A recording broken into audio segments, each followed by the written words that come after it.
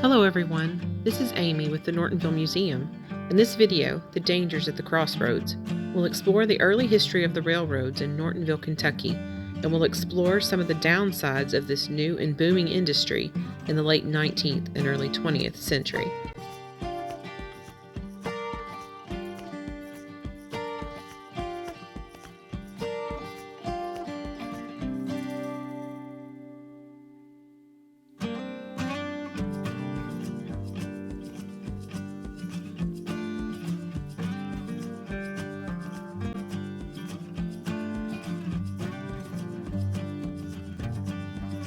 The first talk of the railroad coming to western Kentucky occurred in the 1840s and 1850s, with the legislatures of Kentucky, Indiana, and Tennessee working out the details and hammering out a deal with prospective rail companies.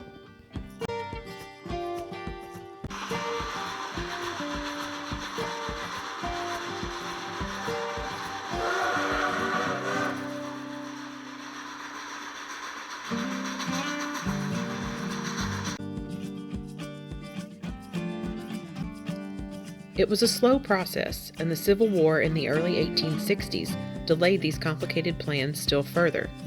Finally, however, in 1871, the Evansville, Henderson, and Nashville Railroad completed the final gap in their railway line, and this brought the first trains to Nortonville.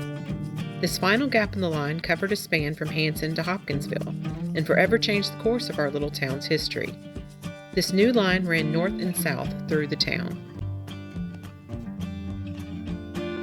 In the early 1870s, the railroad was still a new and groundbreaking form of transportation in Hopkins County. A new world of opportunities opened up once we had the ability to easily transport coal and other goods all across the United States. Dozens of passenger and freight trains flowed through Nortonville each day in 1871.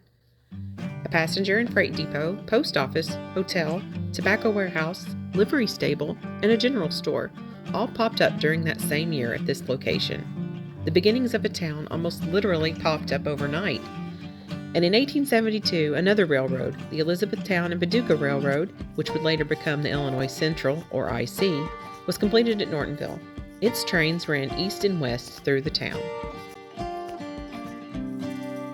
In 1879, the Evansville, Henderson, and Nashville Railroad was bought by the Louisville and Nashville Railroad, which is more commonly referred to as simply the L&N. At this point in time, the L&N Railroad had over 4,000 miles of track running through 8 states, including Kentucky, Illinois, Tennessee, Alabama, Georgia, Louisiana, Mississippi, and Florida.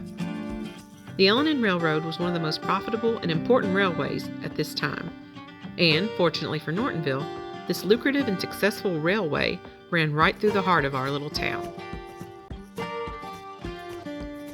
Here's a map of Nortonville showing where the two lines pass through the town. The red arrows indicate the L&N tracks, while the blue indicate the IC.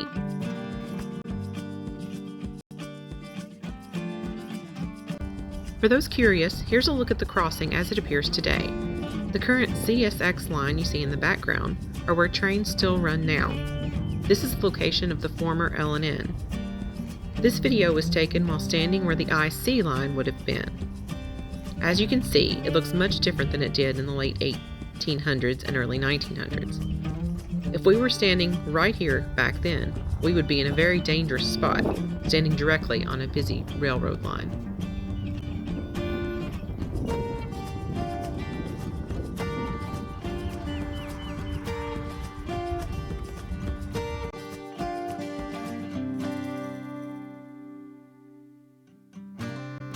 Here's an overhead view of where the Illinois Central Railroad line once went through Nortonville.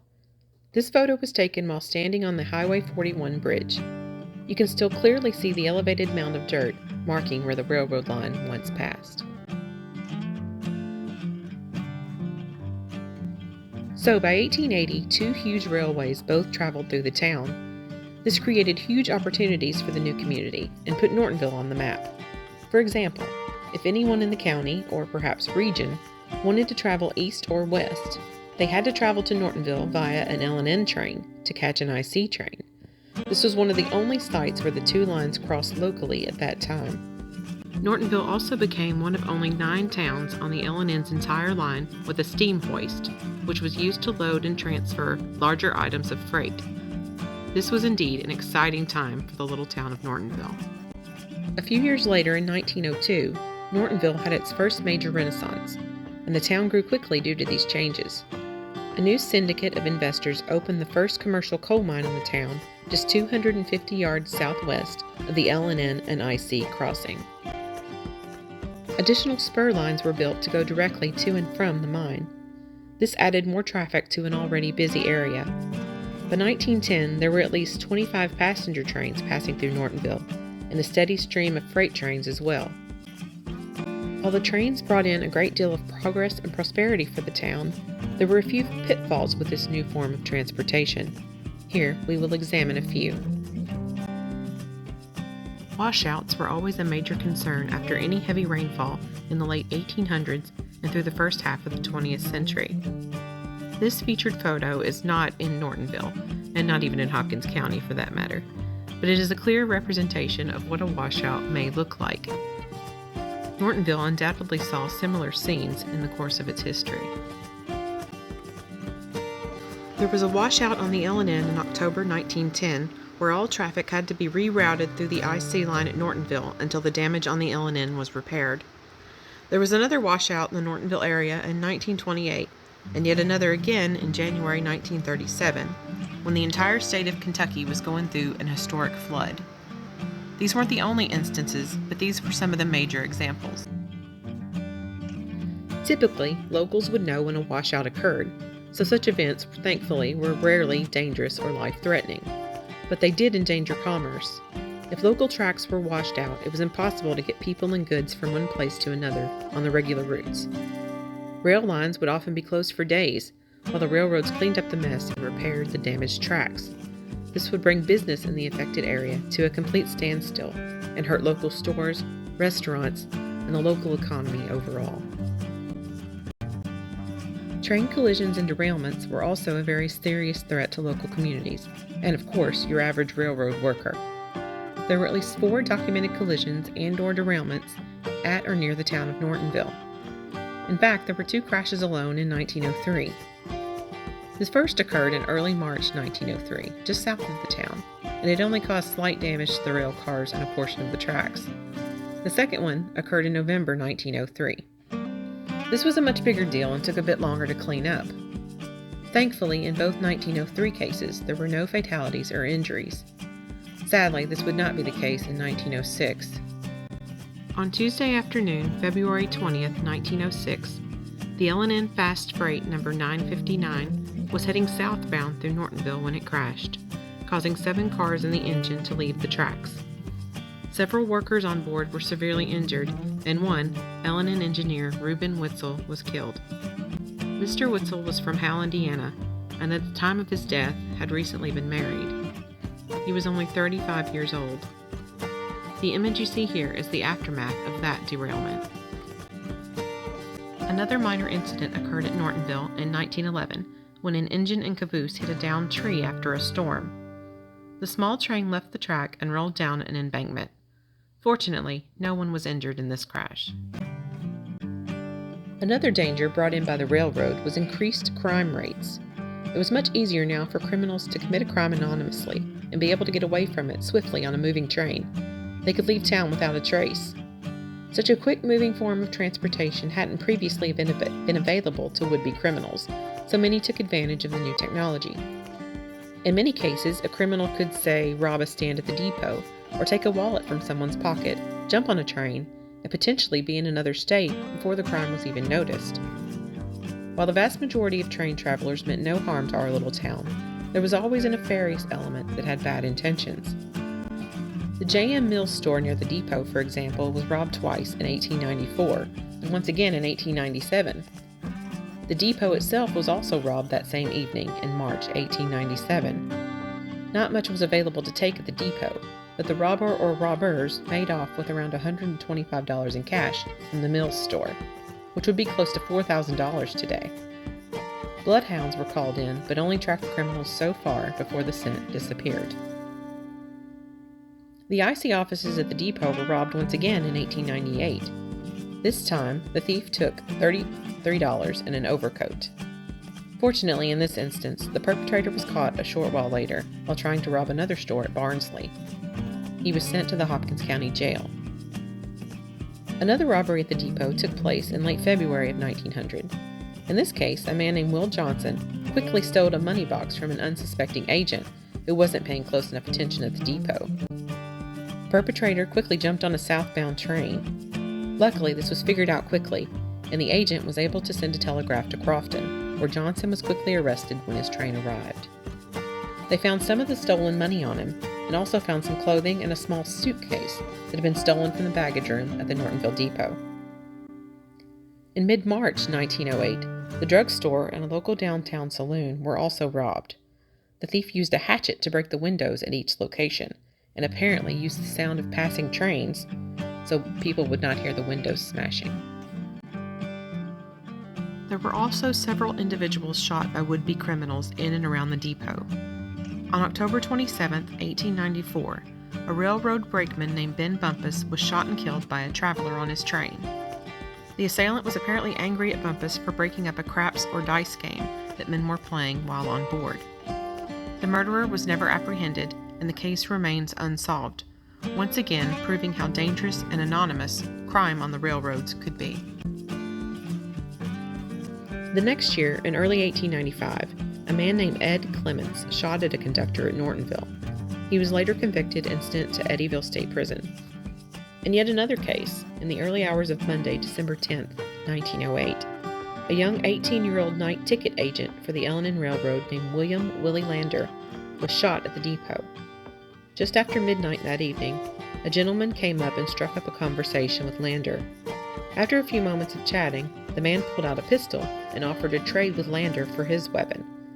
The young man refused, so the assailant grabbed the weapon anyway and took off with both guns. When Lander demanded the man give him his weapon back, the assailant turned around and shot him. Luckily, Lander survived, but it was a painful injury in his left hip. The shooter was never apprehended, and the injury seems to have bothered Lander for many years thereafter. This is a photo of Willie Lander, likely taken around the time that he was shot.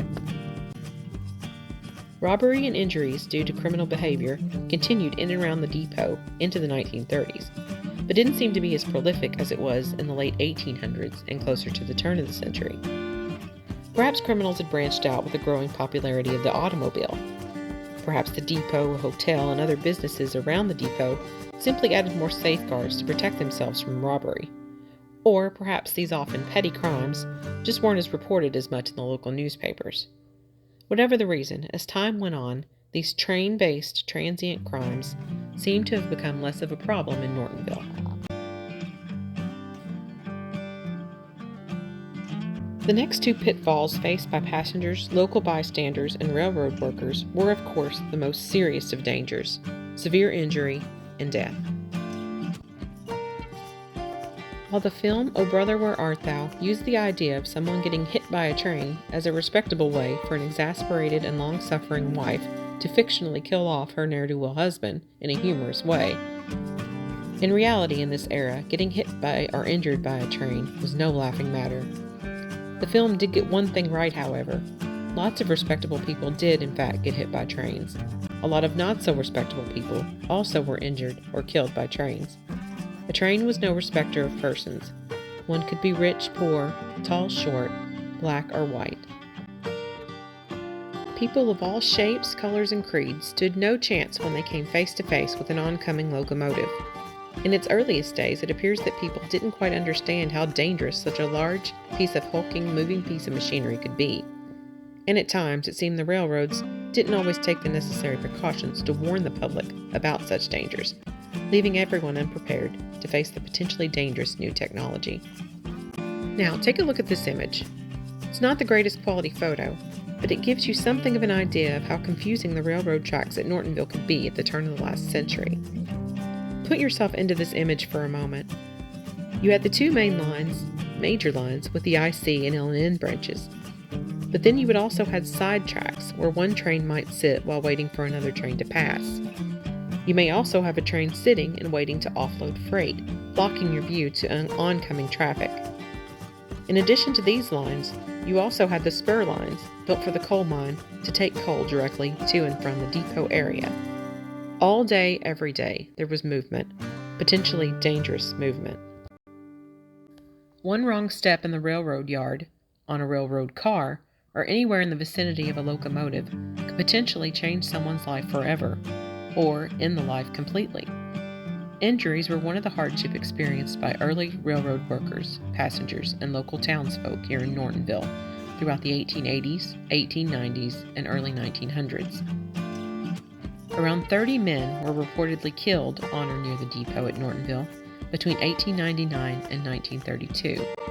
These individuals were physically struck by a train, or in a vehicle struck by a train, fell from a train, or had physical violence brought upon them while on a train. Many of these cases occurred while someone was trying to board a moving train. In several other instances, alcohol was reportedly a factor. The level of injuries received at Nortonville varied as well. Some walked away from their encounter with the train with only bumps and bruises, while others faced serious injury and amputations. In August 1899, IC Railroad employee Will Gaither had his legs crushed and his face badly bruised when he jumped from a moving L&N freight train. Gaither later claimed a brakeman on the train threatened to shoot him if he didn't get off the train immediately. In April 1903, Robert Longstaff was injured while trying to board a moving freight train. Longstaff, the inside boss at the Nortonville Coal Company, was on his way home to Arlington. He was thrown violently to the ground and scratched up and bruised pretty badly. Another sad case involved a 16-year-old boy who was severely injured at Nortonville in May 1905. Once again, this case involved someone trying to board a moving freight train. The young man missed his footing and fell beneath the wheel. One leg was so badly crushed it had to be amputated just above the knee. In December 1906, an elderly Nortonville resident named Mrs. J.K. Hammonds was attempting to cross the track in front of the fast freight number 59 when she slipped and fell in front of the engine. The engine struck her, dislocating her hip and causing other less serious injuries. Another case of injury occurred when railroad worker Jack Hunter of Hawkinsville was caught between two rail cars. No bones were broken, but Hunter strained and injured several muscles and had plenty of scratches and bruises. Remarkably, all of these individuals survived their injuries. Many others, sadly, were not as fortunate. Several railroad workers were killed in and around the Nortonville Depot area. The next three individuals were some of the most prominent names we found in the local newspapers of the time. William Marshall Lockett Jr. was born in 1874 and was originally from Henderson, Kentucky. He was sometimes called Willie, Will, or Cotton. In 1898, William Lockett volunteered to serve in the Spanish-American War. Upon returning home from the war, Lockett moved to Arlington and accepted his job as a brakeman with the L&N Railroad. On October 10th of that same year, Lockett was sitting on the cupola of his train's caboose when it's believed that the wind caught his hat, and he moved quickly to grab it. When he did so, he lost his balance and fell from the caboose, breaking his neck. He was taken home to Henderson for burial, and several local railroad men attended the funeral. At the time of his death, Lockett was only 25 years old. Popular L&N conductor Walter D.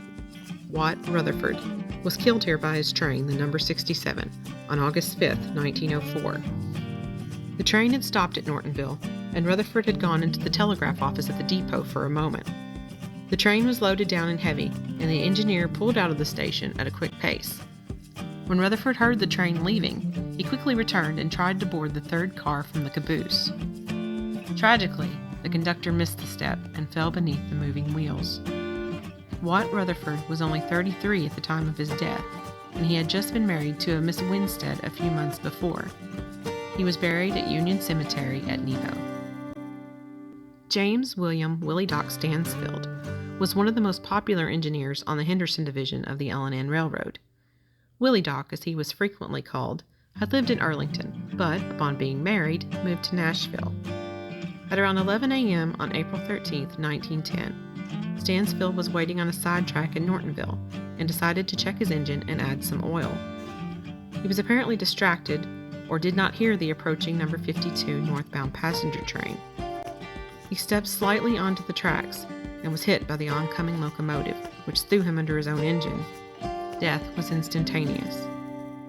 A sad postscript to this story was that this was Willie Doc's first day back after his wife had given birth to their new daughter, Sarah. Sarah was only 10 days old at the time of her father's death. The previous individuals were all railroad workers, but again, a train is no respecter of persons, and people from all walks of life at this time could be affected by a railroad accident. Another tragic case involved a gentleman by the name of Joseph Edgar Montgomery. Mr. Montgomery was a prominent, wealthy, and civic-minded lumberman from Muskegon, Michigan. In April 1912, Montgomery and his wife Fanny were on board a northbound Illinois Central train on their way home to Michigan. The couple had spent the winter in Florida for health reasons and to escape the bitter cold of winter on Lake Michigan. Up to this point, Montgomery had been in the lumber business for many years and was the president of the Edwards Lumber Company. He was also heavily involved in real estate and was a member of the Muskegon Chamber of Commerce, the Royal Archmasons, and the Knights Templar. After dinner on the evening of April 9, 1912, Mr. Montgomery decided to take a walk around the train for a bit and ended up on the rear observation platform to get some air. As the train was coming into Nortonville, it traveled around a sharp curve, which likely threw the gentleman off balance. He violently fell from the train, landing on his head and shoulder. Several local citizens apparently saw the fall and tried to help, but he never regained consciousness. On the train, his now frantic wife began to worry and search for him when he didn't return from his walk. No one on the train knew what had happened to the gentleman. The IC office at Nortonville apparently telegraphed ahead of the train to its next stop in Indiana, where Mrs. Montgomery was informed of what had happened to her husband. Fanny Montgomery had to make the remainder of the trip home to Michigan all alone. Tragically, both of the Montgomery's children, George and Florence, had died several years prior of tuberculosis. Mrs. Montgomery continued to live in Muskegon until her death in 1938. Joseph Edgar Montgomery, his wife, and children are all buried in Evergreen Cemetery in Muskegon, Michigan. George Washington Taylor Hughes was born in 1847 in Columbia, Tennessee. He was born and raised and lived his entire life in Maury County, where he had a successful law career for over 50 years. On August 17, 1928, Judge Hughes was traveling from Dawson Springs back home to Columbia, Tennessee, when his car was struck by an IC train at Nortonville. Judge Hughes had been in Dawson Springs, spending time with his daughter, Emma Wooten. He always spent at least part of each summer with her. At the time of his death, at the age of 81, Judge Hughes was one of the most well-known lawyers in the state of Tennessee, and hundreds attended his funeral at a local Methodist church. He left behind his wife, Lily, and his children, Emma and George. In another tragic postscript, Judge Hughes's daughter, Emma, who he had been visiting prior to his death, had already endured a great tragedy in her life. Her son, Lieutenant James Wooten, died during World War I, and the family created a trust for the Maury County Public Library to create a children's section in her son's honor. The children's library still bears Wooten's name to this day. Even our local community members were not immune to these tragic train accidents. On July 24, 1942, prominent Nortonville businessman James West Gatlin was hit and killed by a train in the downtown area. The elderly Gatlin was partially deaf, and it's believed that he was unable to hear the oncoming train. James W. Gatlin ran an early general store here in Nortonville that was located on the corner of Main and Chestnut Streets. He was also the town's first police judge, being appointed in 1905. At the time of his death, he left behind his wife Ovelia and his only child, daughter Lena. An additional death occurred at the depot in 1912. This death, however, was not caused by a train, but instead stemmed from an ongoing feud between Roy Blanks and Sam Woodward, both of Nortonville. The feud likely began in early 1911. Blanks was a former marshal at Nortonville. Sam Woodward was the current marshal in 1911. Woodward seemed to be a tough, no-nonsense guy. Here is a photo of the marshal and other Woodward family members. His son Tom appears to be in the back row wearing a baseball uniform. Roy Blanks also appeared to be a tough guy that was used to getting his own way. He also had a history of taking matters into his own hands. In March 1911, Roy Blanks allegedly interfered with Marshal Woodward as he was trying to escort an arrested man to jail, resulting in the prisoner getting away. Woodward was furious with Blanks and arrested him on the spot. Blanks, in turn, was enraged that Woodward would dare arrest him. Later, while being held in a Nortonville jail cell, Blanks escaped his cell by a clever ruse while in the custody of a Nortonville deputy. He was later found in Central City and then sent to the Madisonville jail for safekeeping. While in jail, word traveled from Madisonville that Blanks was plotting revenge. He said that whenever he was released, he would return to Nortonville and kill the marshal. On Sunday morning, March 17, 1912, following his release, Blanks arrived at the Nortonville depot. As a rumbling heavy freight train passed through the town, making lots of noise and muffling other sounds, Roy Blanks abruptly collapsed on the platform. Unbeknownst to eyewitnesses at the time, Blanks had been shot by an assassin with a shotgun from a second-story window of the depot. Several people were standing near him at the time, but due to the loudness of the train, no one seemed to know where the shot came from. Blanks lingered for a couple of days, but died on Tuesday, March 19th. Before dying, he said he suspected one of the Woodwards had shot him. Thomas Woodward, the 22-year-old son of Town Marshal Sam Woodward, was soon arrested for the crime. Upon being arrested, the young man denied firing the shot, but refused to make any other comment. In the summer of 1912, Tom Woodward's trial began. The case drew a lot of public attention and was one of the biggest trials ever connected to Nortonville. Throughout the proceedings, Blanks' widow, parents, and 2 brothers were a constant presence in the courtroom. The trial was relatively short, and after only 30 minutes deliberation, Tom Woodward was acquitted. The jury remarkably agreed with his defense that the younger Woodward acted in self-defense to protect his father. Woodward's many friends and family welcomed him back home to Nortonville, and he remained popular in the town for many years. Woodward later served as a clerk at Eddyville's Kentucky State Penitentiary, and then worked for the Norton Coal Mining Company. In addition to the men we've already discussed, here are the other victims reportedly killed at Nortonville in a train-related accident between 1899 and 1932. Let's take a moment to remember them.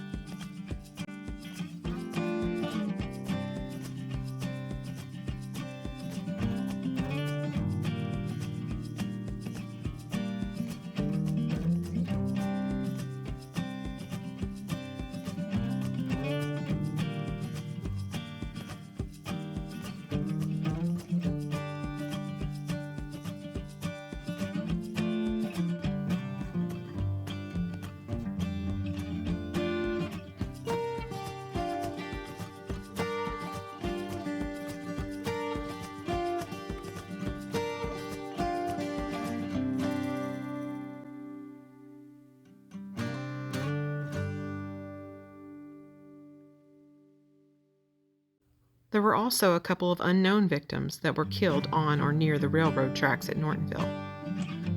These are also particularly sad cases. In one case especially, it seems likely that the John Doe attempted to board a train, possibly to look for work, which means he might have told his family goodbye that morning and then was never heard from again, leaving those that loved him to always wonder what happened to him.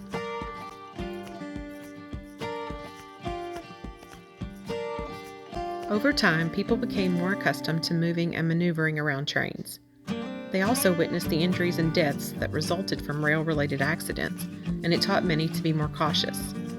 In the 1920s, several of the major railroads created nationwide campaigns to educate the public more on rail safety.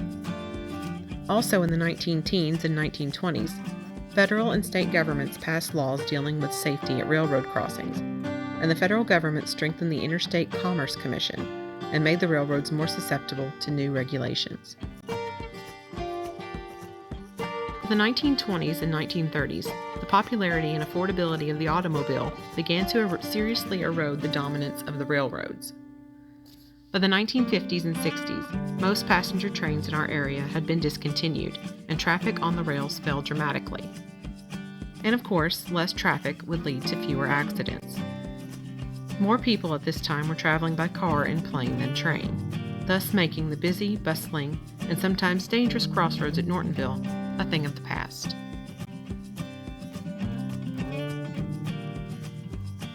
Thank you for watching this video. To learn more about this and other local topics, please contact Amy at the Nortonville Museum or stop by and see us whenever the museum is open. Thanks again for watching.